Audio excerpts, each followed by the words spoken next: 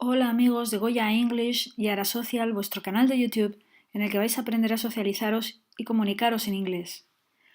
Hoy toca clase de gramática, en este caso la formación del pasado continuo. I, you, he, she, it, we, you, they van seguidos del pasado del auxiliar be, was, were, más el verbo principal en gerundio, studying, stopping, loving, working. Aprovecharemos para recordaros la formación del gerundio. Y os recuerdo que este es un vídeo tutorial completo que contiene ejercicios y frases para traducir. La formación del pasado continuo corresponde al nivel A2 o CET o Elementary o segundo ciclo de la ESO, que corresponde a tercero y cuarto. Vamos a empezar. Las formas de los tiempos verbales. El pasado continuo se forma con el auxiliar be en pasado, que puede ser o was o were, más el verbo principal en gerundio. Lo veremos en oraciones afirmativas, negativas e interrogativas. Aprovecharemos en oraciones afirmativas para ver la formación del gerundio. Os recuerdo que en oraciones afirmativas el orden de la frase es siempre sujeto más verbo. En este caso, como tenemos un auxiliar, será sujeto más auxiliar más verbo. Y como es un pasado continuo, será sujeto más el pasado del be, que es was o were, más el verbo principal en gerundio. Vamos a ver ejemplos. I work, yo trabajo. El pasado continuo será I was working. ¿De acuerdo? Was pasado del be más working, que es el gerundio de work. Yo trabajaba o estaba trabajando. Lo normal para formar el gerundio es que se añada ing al infinitivo. Work, working. Pero si el infinitivo acaba en una e muda, la quitamos y añadimos ing. Por ejemplo, you dance, tú bailas, you were dancing, estabas bailando. Hemos quitado la e, ¿lo veis? Y añadido ing, dancing. Si el infinitivo acaba en i latina e, lo cambiaremos por y y añadiremos ing. Por ejemplo, they lie, ellos mienten. They were lying, ellos mentían, estaban mintiendo. Fijaros, hemos cambiado ie por y hemos añadido ing. Si el infinitivo acaba en consonante más vocal más consonante acentuada, en una monosílaba o en una sílaba final acentuada, se dobla la consonante final. Por ejemplo, we stop, nosotros paramos. We were stopping, nosotros estábamos parando o parábamos. ¿Lo veis? Hemos doblado la P final. Os recuerdo que el auxiliar debe concordar en número y persona con el sujeto. En este caso, I, he, she, it, que corresponde a la primera y tercera persona del singular, van seguidos de was. Y you, we, you otra vez, o they, que corresponden a la segunda persona del singular y todas las formas del plural, va seguido de were. Ahora te toca a ti. Vamos con el siguiente ejercicio. Traduce las siguientes oraciones. Yo estaba comiendo patatas fritas. ¿Cómo decís esto? Muy bien. I was eating French fries. Siguiente. Te estabas duchando. ¿Cómo dices esto? Muy bien. You were having a shower. Ella te estaba mirando. ¿En inglés? She was looking at you. Siguiente. Estaba oscureciendo. ¿Cómo lo dices en inglés? It was getting dark. Muy bien.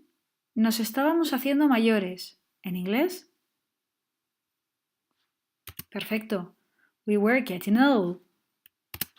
Estabais poniendo la mesa. ¿Cómo lo dirás en inglés?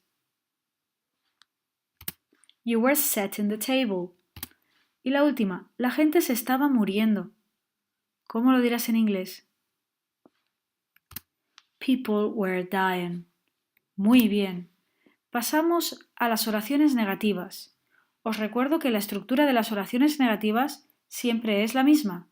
Sujeto más auxiliar negado más verbo principal. En el caso del pasado continuo, el auxiliar negado será el auxiliar was o were, el pasado del be, y el verbo principal irá en gerundio.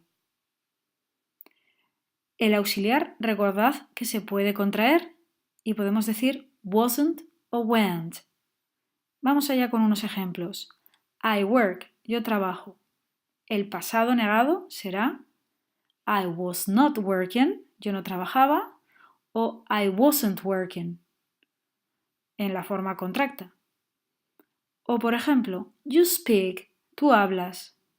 El pasado continuo negado será you weren't speaking, no estabas hablando, o you were not speaking, no estabas hablando, no hablabas. ¿De acuerdo? Y vuelvo a recordaros, primera y tercera persona del singular va seguido de was, segunda persona del singular y todas las formas del plural van seguidas de were. Vamos con el ejercicio. Traduce las siguientes oraciones. Yo no vivía en Londres. ¿Cómo lo dices en inglés? I wasn't living in London. Muy bien. Vamos a por la siguiente. No te teñías el pelo. ¿En inglés? Perfecto. You weren't dyeing your hair.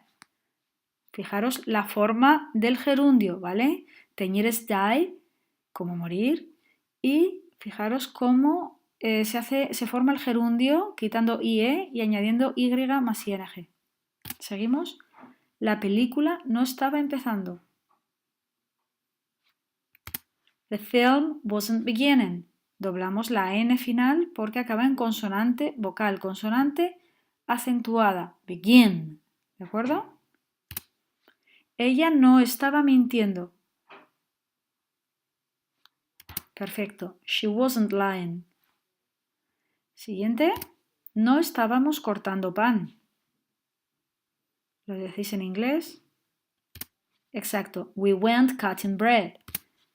No corríais por el parque. You went running through the park. Y la última. No hacían ruido. En inglés, they weren't making noise.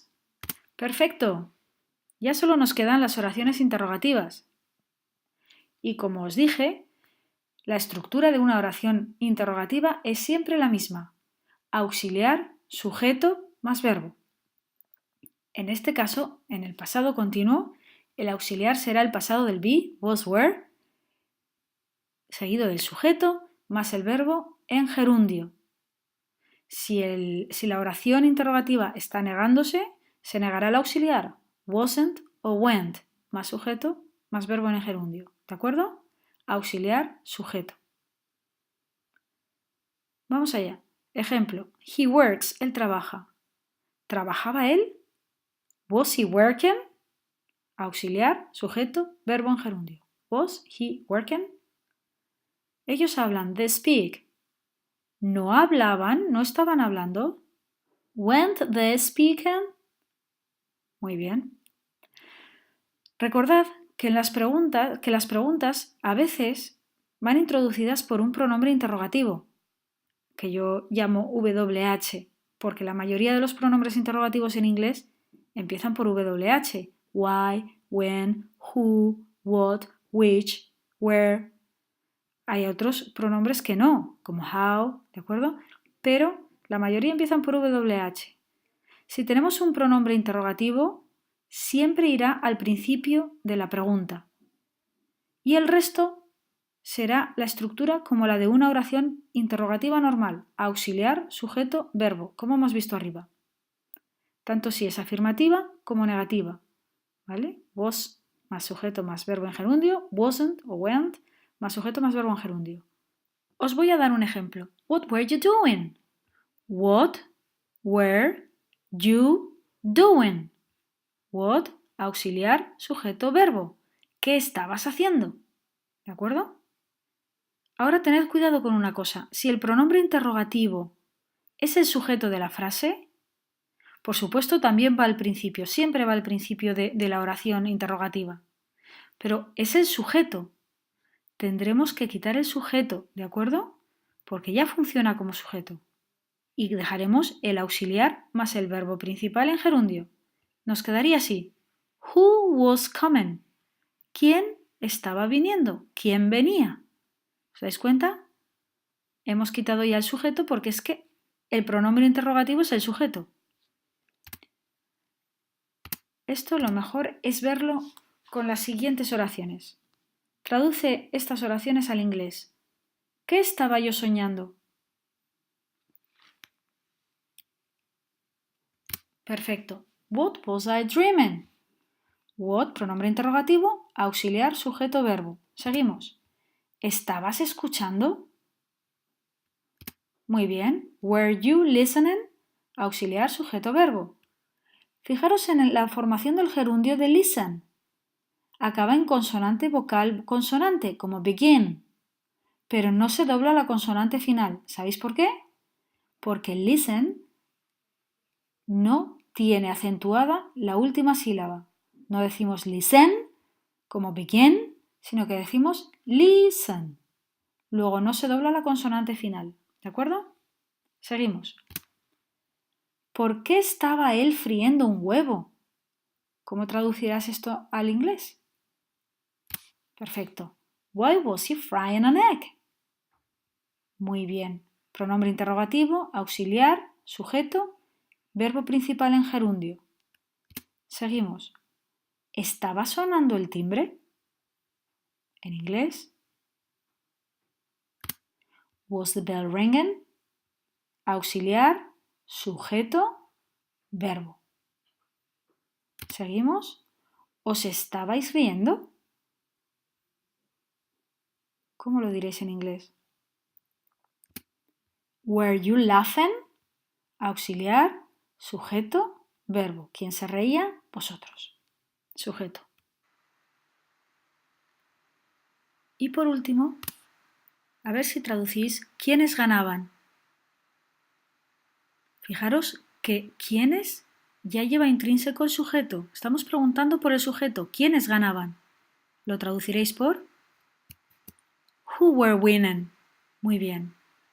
Who es el sujeto, pero además es el pronombre interrogativo y añadimos detrás auxiliar be más verbo principal en gerundio.